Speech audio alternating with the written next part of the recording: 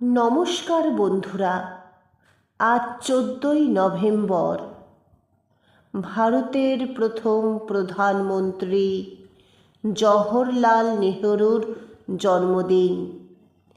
তিনি শিশুদের প্রতি খুব অনুরাগী ছিলেন। তার জন্মদিনটি শিশু দিবস হিসাবে পালন করা হয়।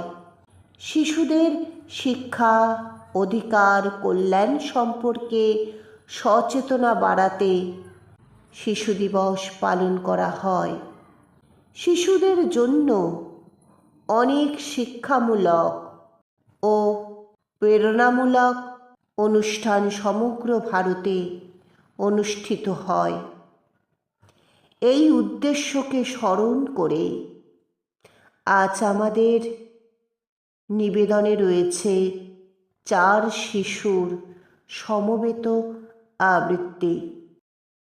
3 দিন 3 রাত গালে ঠেসে পান, গান জোর গিয়েছিল চেঙ্গিস খান।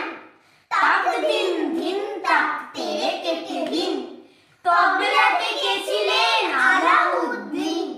টুংটাং টুংটাং টুং টুং টাং, পিয়ানো বাজিয়েছিল হিউয়েন সাং।